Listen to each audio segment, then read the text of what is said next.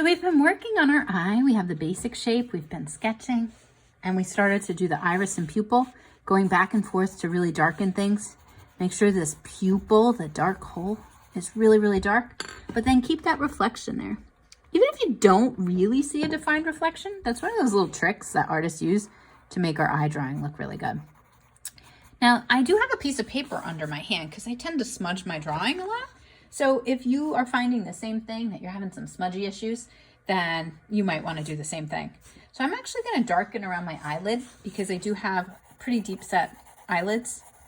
So I'm going to just do a little bit of shading there. Do you see that I'm not shading in teeny tiny little spots? I'm kind of going in a much longer gradual arc, and I'm kind of following the arc of my eyelid. So that's a fun thing. If you're shading in something curved, use curving lines. If you're shading in something straight, use straight lines. So I'm really shading in there. This part's pretty dark. I have some darkness here, and I'm just shading with my pencil. So shade, shade, shade with your pencil. And now for skin, I really want my skin to look soft. Right now it looks a little scratchy, the texture of it. So I'm actually going to grab a tissue or a blending stump, whatever you have that's kind of smooth and soft, and I'm going to go over my skin with it, and I'm going to smooth it out. So I'm using those same kind of motions, like a rainbow, to really kind of blend this and make it a little bit softer. Same thing underneath and to the side. Kind of a cool thing too is if your tissue or blending stump does get a little bit dirty, it's not actually dirty. That's graphite. That's a tool. You can take that graphite, and any place where you just have a really slight shadow, you can just use the graphite on the tissue to create that slight shadow. Use those curving lines, same thing underneath. And where my eyelashes are underneath, it is a little bit darker, so I'm also going to darken kind of this line here. So I have the outline for my eye here. I'm going to play that up more. You usually have to go back as artists. We keep going back and back and back. So play up that line a little more maybe. And this is my lash line right underneath. My eyelashes are not actually going to start on the white of my eyeball. There's a little skin space underneath. So I'm just going to darken this line. It almost looks like, I don't know, like maybe parentheses or something, one after the other, or an equal sign that got curved. So I'm going to go ahead and do that. Now, when I do my eyelashes, I am not going to use straight lines. So try to avoid creating eyelashes that look like this. That's one of the #1 things that people tell me throws them off when they're drawing. So instead of straight eyelashes, I want you to think of just doing it like Nike, because I'm going to actually use Nike swooshes. And sometimes they go to the left, sometimes they go to the right, but we're going to use Nike swooshes. Let me show you what that looks like. So I'm going to start on the right hand side of my eye, and I'm going to do some eyelashes. And even if you don't have very long eyelashes, you still want to add a couple in there. And this is your artwork. You can exaggerate. You can change as much as you want. So I'm going to do some eyelashes on the right hand side. I'm just going to start by darkening this just a little bit. And I'm going to do a Nike swoosh to the right, up and to the right. You kind of flick. And here's the thing. Some are going to be small. Some are going to cross over each other. Some are going to be clustered together. Some are spaced far apart.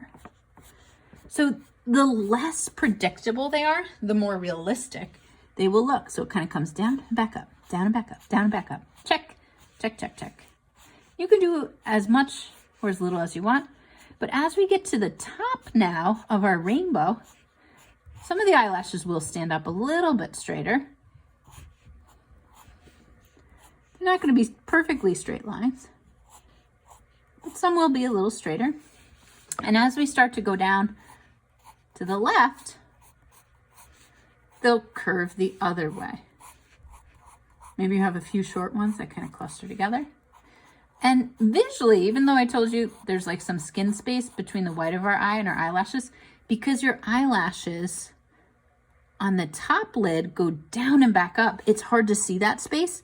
So we are drawing our eyelashes from that line directly above the eye in this case.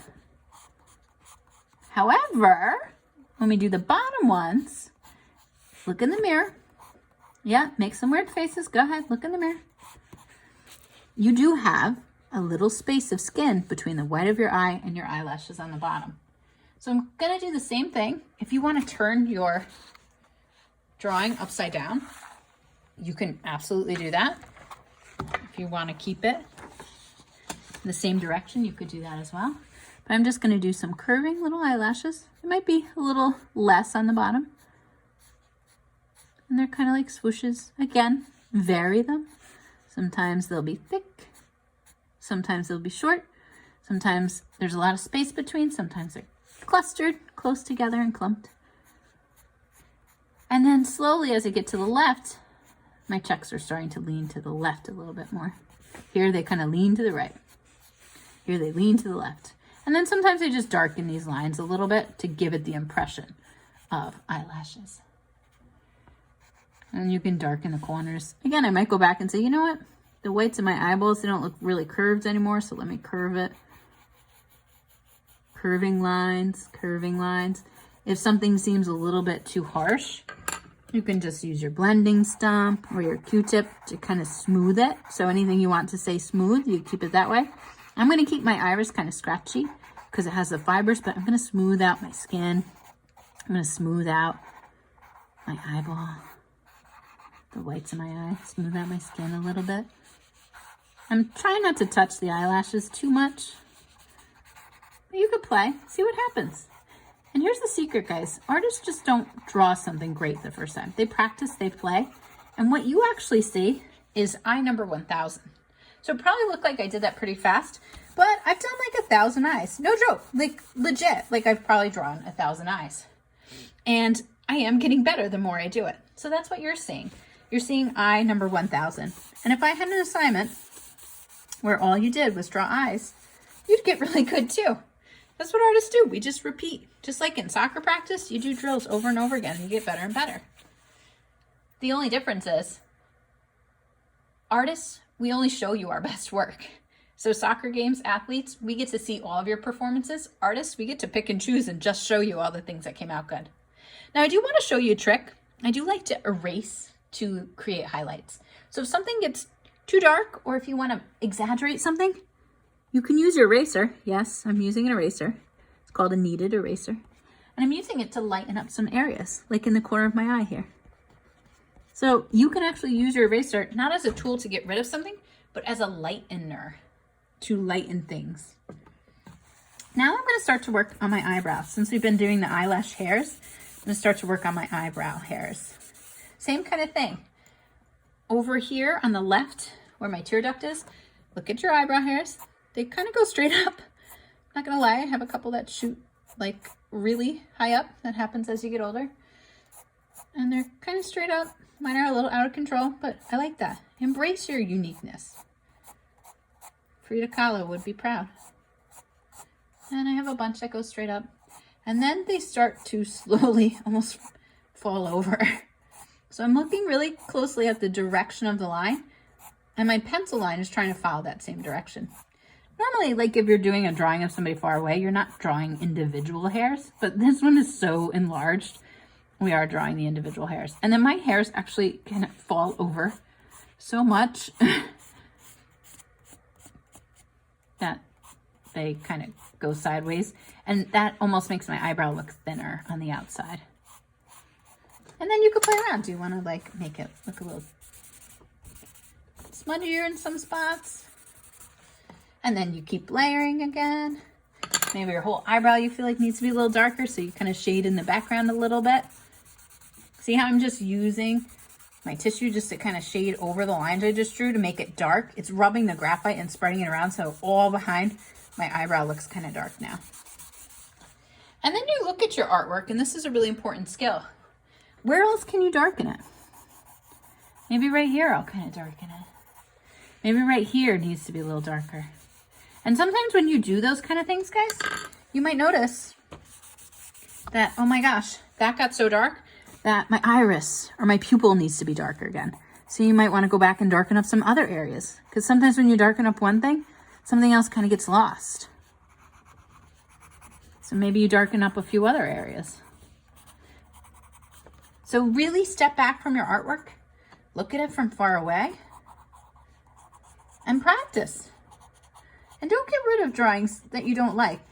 You can always go back and look at them, and if nothing else, you'll say, wow, I really improved as an artist. So keep drawing. My goal is to have you find something you like so you can practice it, and keep drawing it over and over again. Yours never has to look like mine. I want yours to be your own fabulous artwork that's unique to you. And you can do it your own way. You can add color, you can have fun. But I just wanted to show you a method of using pencils to draw an eye. I hope you had fun. I can't wait to see what you made.